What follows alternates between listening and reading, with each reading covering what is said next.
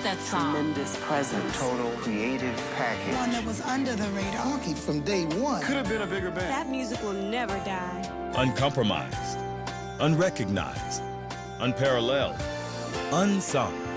The story of the Spinners.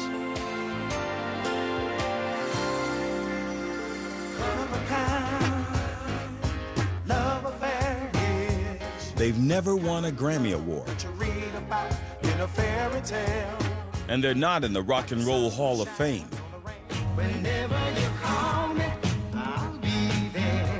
But the Spinners are the ultimate soul survivors, a group that stayed together through good times and bad for close to 60 years, with songs that are destined to last far longer.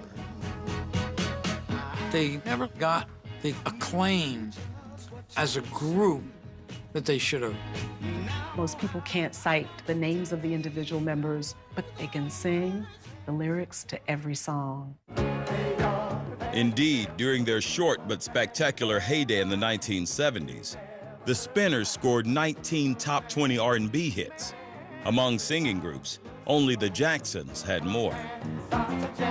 You got super groups out there like the Commodores, Earth, Wind and Fire, even the OJs.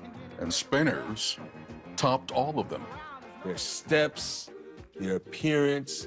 These Spinners represent the dignified side of soul music. Wherever you go, you're hearing the music of the Spinners. These songs are the soundtrack of our lives. But if the Spinners' reputation often flew under the radar, their music, like the band itself, was built to last, deeply infused with the sound and spirit of love. You will not find one song that don't have the word love in it. And it's a positive word, the way it's used. It's 5 very unique voices that put together a phenomenal marriage. It's like family. Before we even thought about being a Spinner, we knew each other and grew up together. Oh, yeah. Spinners been together longer than most people stay married.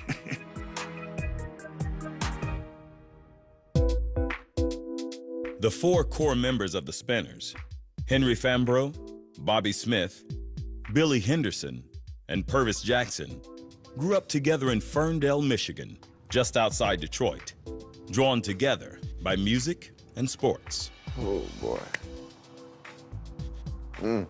This is the building, Grant Elementary School, that the Spinners started.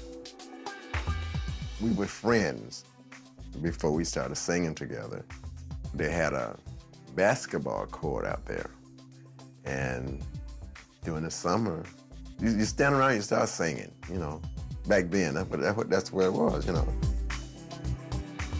At that time, you found everybody standing on the court, or what they called doo-wop, and trying to sing. The dominoes, the flamingos, the high-lows, they sang like close harmony, you know, and I fell in love with that. In 1954, along with their friend C.P. Spencer, the first of several singers to round out the quintet, they began singing professionally as the Domingos.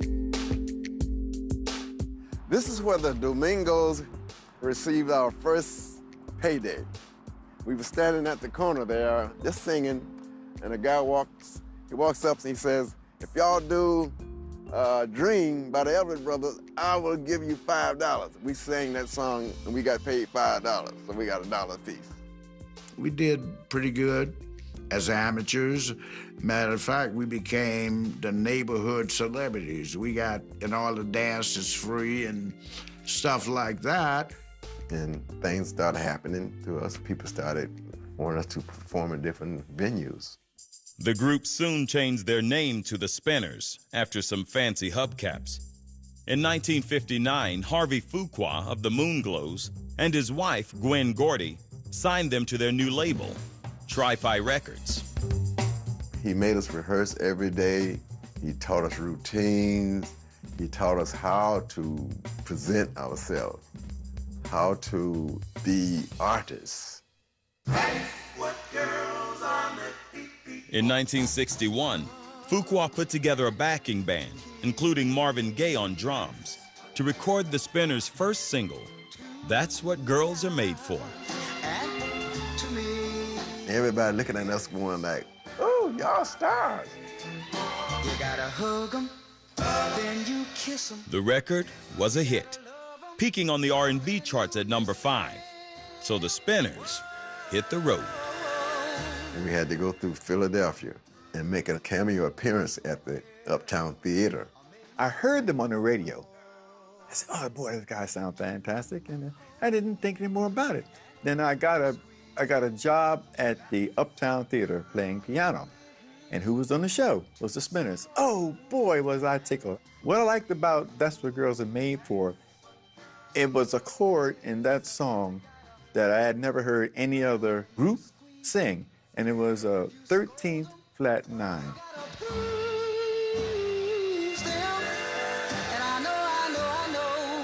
And sang it in tune. I said, whoa. In the early 60s, Tri-Fi Records merged with Motown, suddenly placing the Spinners on the hottest label in America, for better or for worse. They have Temptation, Four Tops, Supreme. And if you was a producer, I mean, common sense would say you want your song to go to one of those artists. I met Purvis Jackson in 1964, and Purvis had faith that they were going to make it. I didn't have that faith, but I loved him, and I wanted to support his dream, even though I knew it wasn't going to come true. One day we went to the radio station, said, hey man, why y'all stop playing our record? So we got to order some Berry Gordy to take y'all's record off and put Marvin Gaye's on. Desperate to keep a foothold at Motown, the Spinners stayed afloat by carrying out chores and errands for the label's reigning stars. Henry became Berry Gordy's mother's driver, and I drove the station wagon, and Purvis worked in the shipping department at Motown. When the Jackson 5 came to Motown, the station wagon broke down, and I'm the guy who went out on the freeway and picked them up and brought them to Motown. Whatever to survive. With no hits of their own, the Spinners survived on the road by doing impressions of other stars. We came up with this idea that we were gonna call ourselves the Brown Beatles and put it in our act. So we made some homemade guitars, put wire on them and painted them, made this big round thing, and that was a drum. And Billy was sitting in the back of it as the drummer. And he would bounce up and down on the drums. We worked a long time on that act, the Brown Beatles. We were getting pushed aside at Motown. We felt like we never got our propers there, and we began to doubt ourselves. Looking to shake up their sound, in 1967, the Spinners brought in a young lead singer, fresh home from service in Vietnam, G.C. Cameron. Vietnam was a place of hatred, distrust, fear, lots of death. Picking up that microphone automatically pushed Vietnam away from my mind and gave me that next power, that ability to put the gun down and pick up life. For Cameron, the Spinners became both his lifeline and his family. Henry Fambrough, great talent, really smooth singer, terrific, great guy. Full of jokes. Bobby, ooh, what a singer. His smooth, silky moves. Girls loved Bobby. All the ladies loved Bobby. Purvis Jackson, very easygoing, a normal guy. No ego at all, and that came out in everything that he did. Billy was the one that carried the music bag. He was the one that rehearsed the musicians. When everyone else was doing something else, Billy had the Spinners back. In 1969, Stevie Wonder gave the Spinners first crack at a song he'd just written with Syreeta Wright. And he said, look, I got a tune for y'all, I got a tune for y'all. Next day, he recorded it. It was one of those one-take songs. As big and as talented as Stevie was, he couldn't get the record out. It sit on the shelf for a year. It's a shame the way you mess around with your man. Finally released in 1970, It's a Shame reached number 4 on the R&B charts and cracked the Pop Top 20, a serious crossover hit. It's a shame the way you play with my emotions. I had a lot of voices, a lot of sounds, and he took advantage of them, you know, the falsetto thing and then the baritone thing and the alto thing and the bass thing, all that stuff. He used it, and behold, it's a shame. Why do you use me? Hey, it's a great song. After 15 years, the Spinners had finally found a winning formula, or so they thought. The very first song that he sang with the Spinners is It's a Shame. And that was the last one. It's a shame.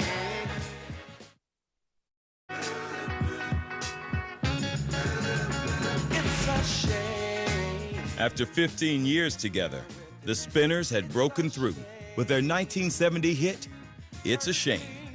But when their Motown contract ran out that year, the Spinners walked away. Motown has so many groups on the same caliber as the Spinners, and we felt like we was always getting lost in the shuffle. We was kind of sad about it, you know, but as people realized that we wasn't with Motown no more, we realized that we was a good commodity out there. There was one problem. G.C. Cameron was still under personal contract with Motown. He was also romancing Gwen Gordy, Berry Gordy's sister, who he would later marry. There was an attraction because Harvey had gone somewhere else. She was always there and always making sure that I was cool. Took great care of me. Great care of me. He wanted to become a solo act. And he figured, you know, we're gonna make him a superstar. But G.C. had a cousin who auditioned to take his place, named Felipe Wynn. I remember this day good because that day, Eddie Kendrick, one of the Temptations, was in there also. And when we finished, Eddie looked at us and said, if y'all don't sign him, you're crazy. With Felipe Wynn on board, the Spinners signed with Atlantic Records in 1972. The label's producers included Tom Bell, who with his partner Linda Creed, had already composed a string of hits for the Stylistics and the Delphonics. They sent me a whole cacophony of artists. But I said, I'll take the Spinners. They said, well, don't you want Aretha? I said, Aretha is fantastic, but Aretha doesn't need me. I want those Spinners. I need them, and they need me. I know it. I can feel it. I can feel it. So Tom Bell came to Detroit, and we sit around the piano, and he had everybody sing a little bit. And he said, well, fellas, I'm going back to Philly. When I come back, y'all be #1. Yeah, I heard that before. He told us, he said, within a year, you guys are gonna be a #1 group in the country. And by us being in Motown for 200 years, we looked at it and said, yeah, right. So I'll tell you what I'll do. If you do like I tell you to do, I will give you, each one of you guys, any car you want. Any car you want. If we go to #1, you will give me a Fleetwood Brougham Cadillac. So he came back to Detroit. We recorded 4 songs. And I played these 4 songs for a couple of people. They said, those are hits there. Those are hits there. Song number 1, How Could I Let You Get Away, rose to number 14 on the R&B charts. Song number 2 was on the flip side, I'll Be Around.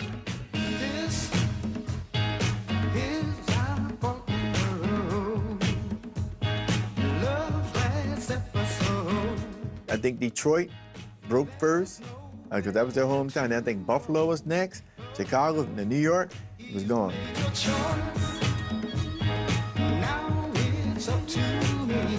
I think it's the beat. It's got great lyrics, but I think it's that beat. That became a #1 across the country and a million seller. Whenever you call me, I'll be there. The Spinners sang a lot of words that women wanted to hear. Whenever you call me, I'll be there. I'll be around. That's what you want to hear. I'll be around. didn't we make a little bet?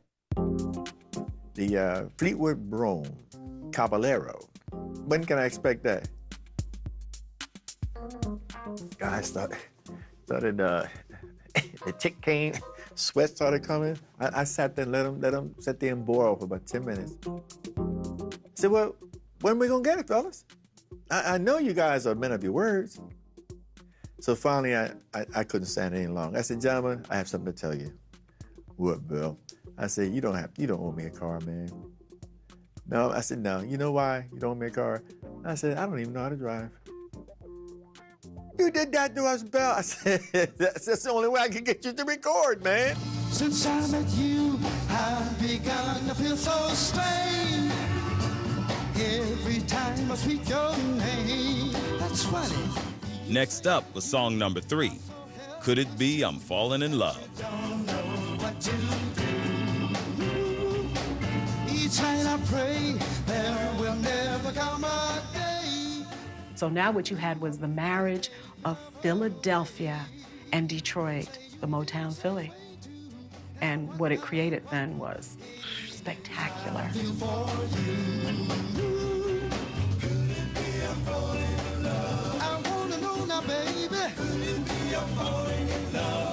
I said, Felipe, I'm gonna show you a spot I want you to start ad-libbing for me. When he did that, I walk around with my heart in my hand.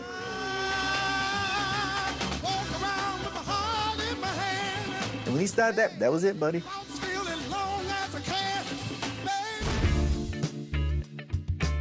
Just as Tom Bell predicted, the Spinners were becoming heavyweights in America. Soon they would take their act to Africa with the heavyweight champion of the world.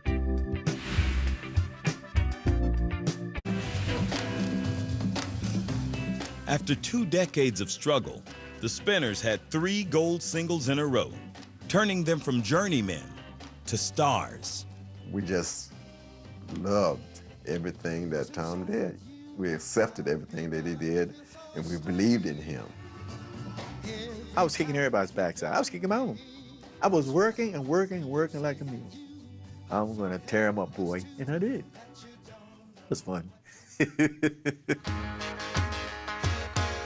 Sure enough, the Spinners' next single became another #1 hit, One of a Kind. One of a kind, love affair is the kind of love that you read about in a fairy tale, like the sun that shines. I gave it a 1920s beat.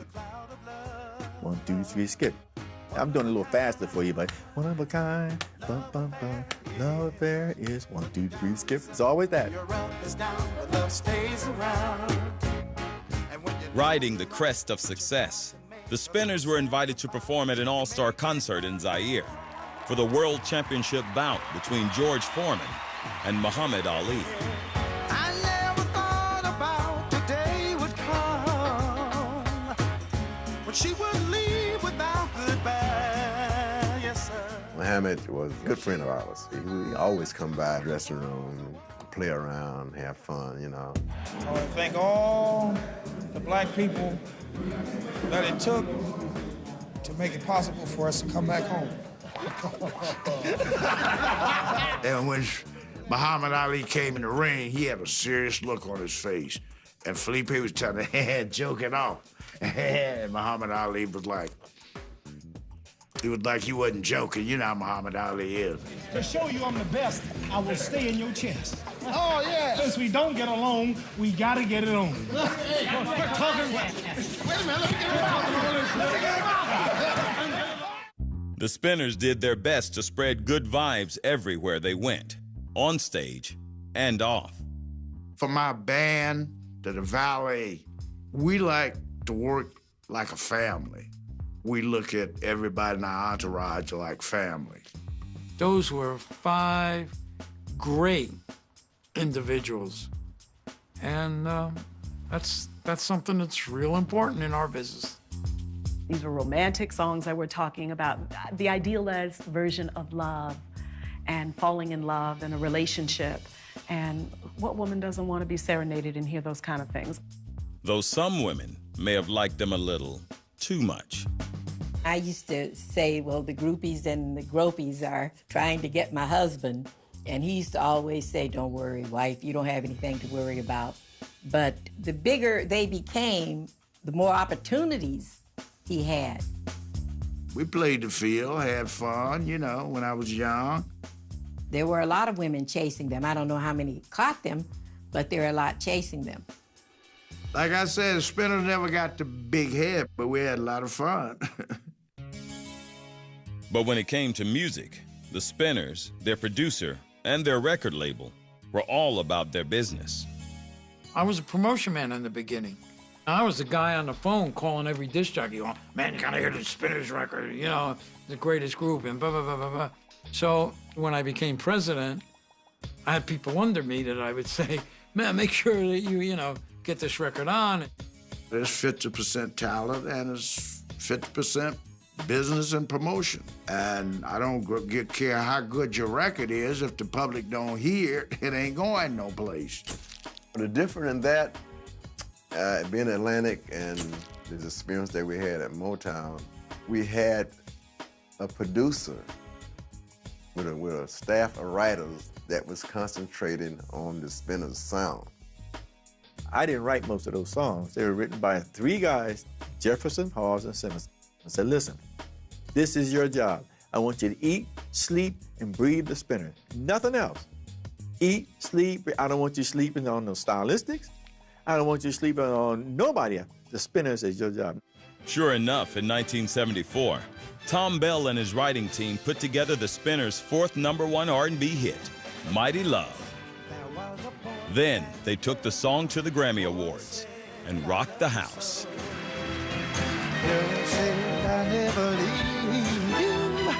They grew older and loved each other. Well, that's the way love goes. Baby, that's the way love goes. Some people say they couldn't tell my voice from Felipe's. But Mighty Love, I sing the soft verses, and he did the groove thing on it. You know, he took it on home. So it was a great combination.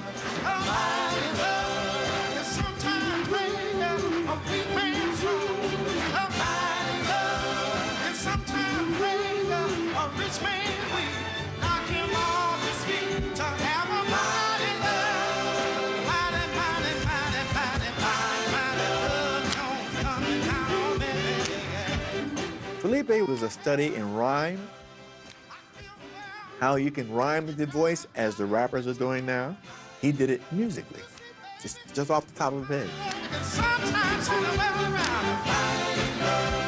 He was a study in melodic structure, as far as being able to sing in different octaves and sing. He was dead in key almost in anything he did.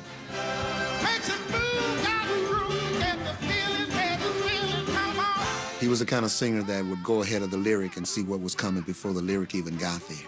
That's unique. Yes, I am. Oh, yes, sir. He brought all that to the Spinners and some. I got to love. I'm gonna love you with you. You got my love. It appeared that the Spinners could do no wrong, unless they did it to themselves. We always had a feeling if we got bigger, he was gonna leave. If we got smaller, he was gonna leave. I said, you without the Spinners won't work. If I were you, I wouldn't make that mistake. She wrote a line or two upon the wall. Said, I'm leaving you, know I love you too. I can't stay with you. By 1975, the Spinners had the Midas touch. Their hit list included 5 top R&B singles, including Games People Play, and a #1 pop duet with Dionne Warwick, Then Came You. But another release from that year showed off the Spinners' more soulful side, an emotional tribute to a loving mom titled Sadie. Oh, Sadie Mae, still loving us all in your special way. Well, well, well. Sweet Sadie. That song's about your mom, your grandmom, or some special lady in your life, that old lady down the street. Brings tears to your eyes, because you know that lady. And that song just resonates. Man, does that song resonate. If there's a heaven up above, I know she's teaching angels how to love.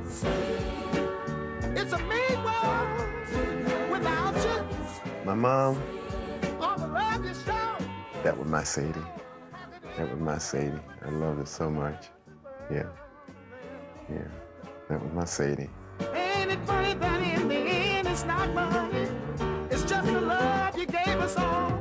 Most time when an artist record a song and it's a big hit, they always come back with something sounds similar to that song. But if you think about it, none of the Spinners' hits sound like the last one. And though the people say they love my song, oh Lord, I'm all alone. I miss her so long. Then the Spinners pushed the envelope further with a strange but captivating dance tune called The Rubber Band Man that became the centerpiece of their live show. Rubber Band Man was actually about one of my sons, Fat Boy. He was fat at the time, little kid, fat. The song was originally called The Fat Man. And later on, it's like an old melody. Let me try this thing. And then that's when we came up with The Rubber Band Man. Tom Bell did have a son who was heavy, and they called him Fat Man. But he also called Billy Henderson the Munchkin. And he would say that one day he was gonna write a song about Billy. So when it come down to the final thing, Billy was the rubber band man, because he was the little fat man with the rubber band, right? So much rhythm, grace, and debonair from one man. Oh. The song became the Spinners' 7th #1 hit, and the first on which Felipe Wynne performed all the lead vocals. A singer like Felipe Wynne, I mean, he was incredible. But you got a bass voice from Purvis, you got Henry and Billy and Bobby. It was a team effort. You might call him the principal lead, but that's one thing that can destroy groups too, when you give one guy all the power. But after the success of Rubber Band Man, Felipe Wynne demanded just that.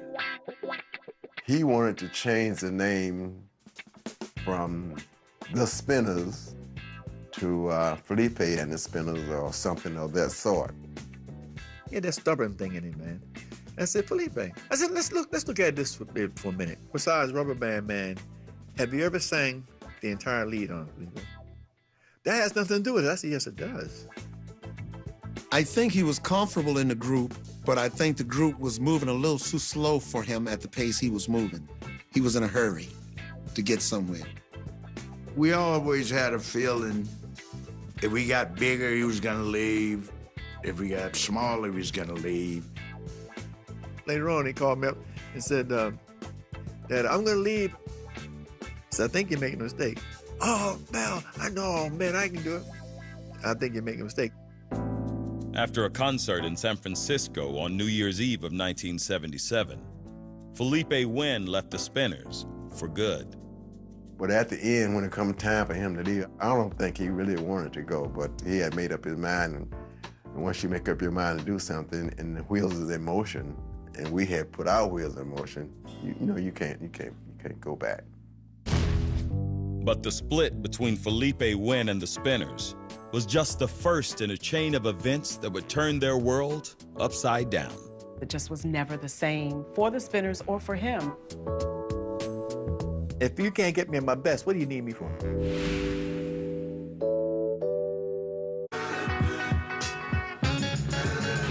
It's a shame. After a remarkable string of hits, the Spinners lost their second lead singer when Felipe Wynne abruptly left the band in 1977.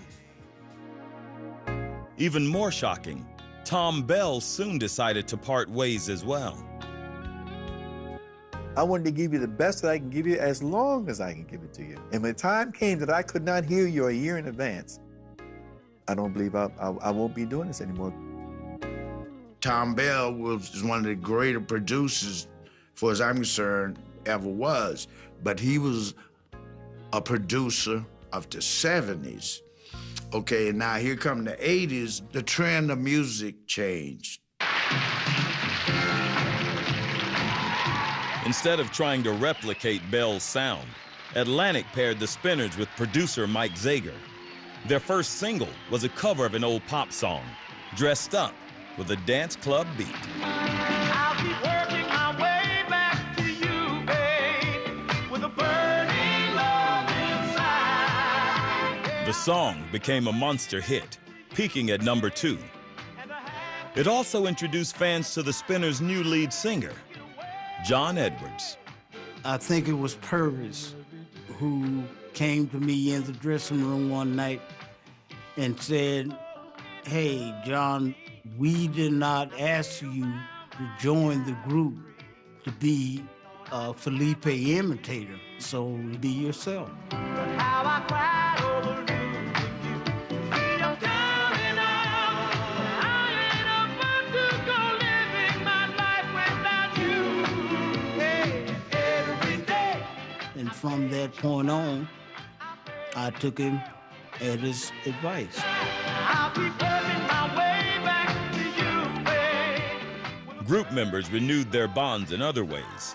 During their 70s heyday, Purvis and Claudrine Jackson had separated for several years. The result, she says, of her husband's roving eye. But he never stopped trying to win her back.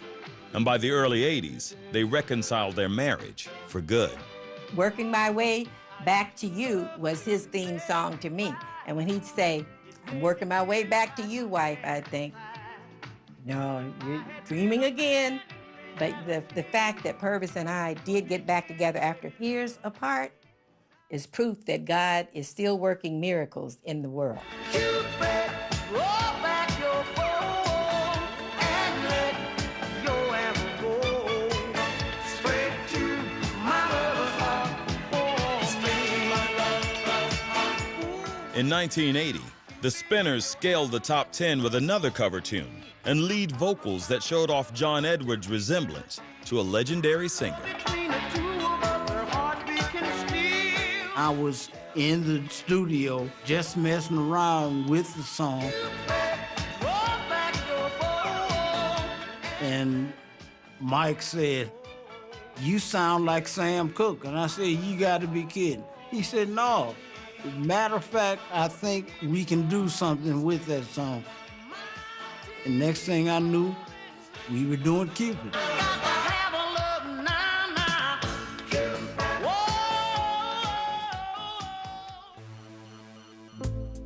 But while the Spinners were still soaring, Felipe Wynn's career was falling apart. After leaving the group, Felipe recorded 3 solo albums, but none of them did much. He toured with George Clinton and sang on Parliament's top hit Knee Deep, but he never regained the prominence he'd enjoyed with the Spinners. When Felipe got with George Clinton, he became no longer Felipe of the Spinners, but a background singer for George Clinton, which was very painful for Felipe. We had a reunion tour, and we were sitting there talking, and he said, "One thing I finally realized," he said, "I found out the name Felipe Spinner don't mean nothing," but he didn't say it mean nothing. He used another word, you know. He was a very nervous guy. He the same way he sang, the same way he did was the same way he was. He sweated all the time, and he had his energy level was high, constantly. He could never calm himself down. One night in 1984, while performing at a show in Oakland, it all came to an abrupt and tragic end. He had come off stage, and the people gave him a standing ovation and told him to come back. And he came back, and he always go in the audience. He always go in the audience and shake hands and be with the people. And when he got in the audience, he collapsed. And he died there. The same year Felipe Wynn died, the Spinners released their final album for Atlantic Records. Jerry Greenberg had left the label, and the new executives there had few ties to the Spinners' past success. A different president came in, and he felt different about R&B or black music, which I consider Spinners music across the board. The emphasis was not so much on R&B acts as it was rock acts. And when the direction of the company changed, so did our fortunes. Just like that, the Spinners' hit-making days were over, and their resolve to stick together would be tested sorely in days to come.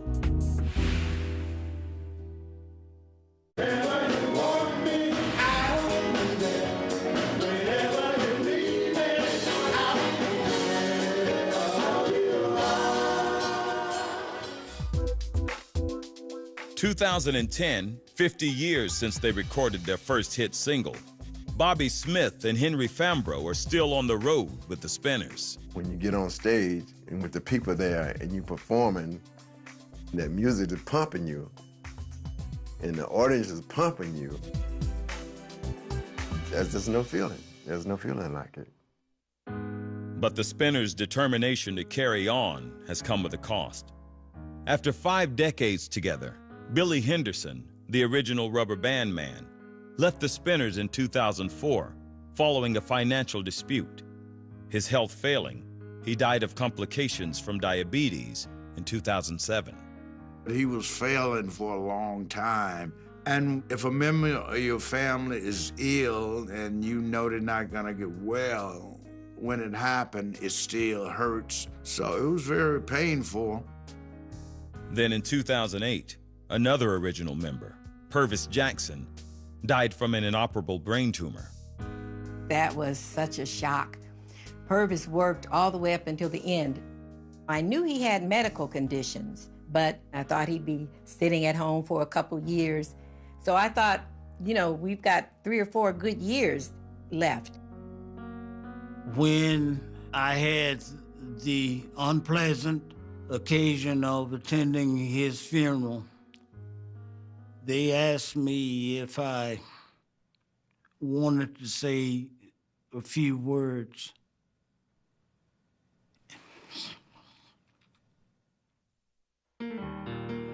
John Edwards, who'd sung with the Spinners for more than 2 decades, had to leave the band as well, after suffering a severe stroke following heart surgery in 2002. Probably that was the saddest point in my life.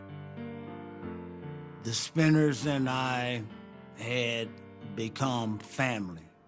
They were, for all intents and purposes, my immediate family.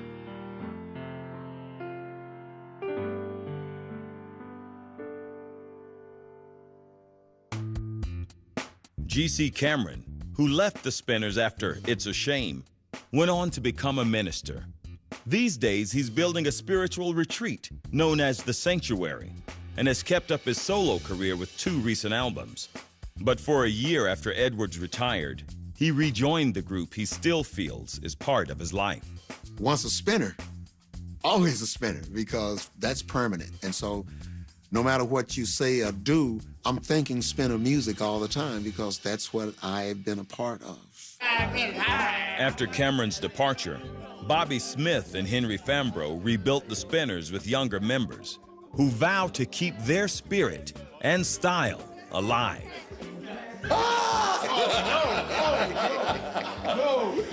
The 3 new guys that has come in, myself, Jesse, and Charlton, have brought a lot more energy back into the group. When I perform on the show, I try to channel the singers who actually recorded the songs. I think they'll appreciate them more that way. And then I give them a little me too in there. I mix a little bit, but not too much. The Spinners were the first concert that I'd ever been to. Sean's job's to make sure we look good on stage. How ironic is it that the first group I ever saw perform would be the group that I end up joining?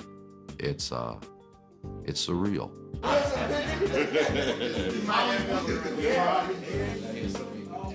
I think about the guys that's not with us now, okay?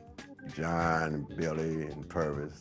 Even when I'm on stage, all that crosses in mind, you know. La la la la la, la la la la la. But one thing that does happen before I go on stage, and I still get nervous. Listen to the songs. They sing about happiness, you know, living just a little, laughing just a little. It's beautiful music, very beautiful. I feel like we've been perfect gentlemen, or the best we could be. We always been honest and fair with everybody. And that's the way I want them to remember us, as doing our job. I keep doing it because I love it, man.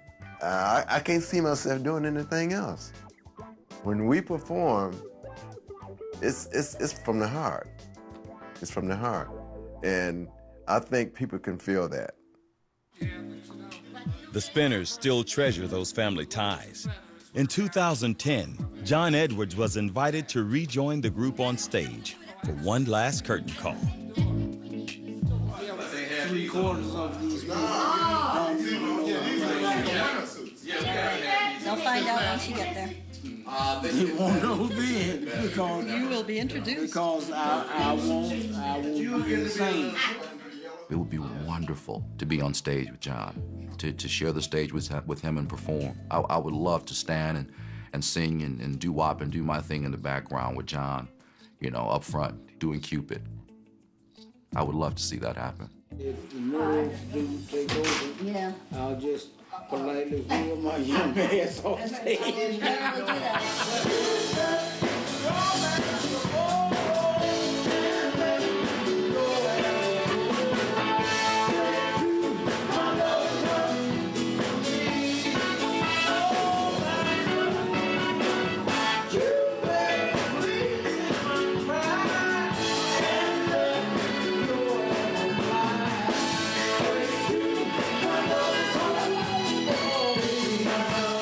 Like I was telling them, the Spinners are going for another 50 years. Right on. Amen. That's what I want to hear. Right on.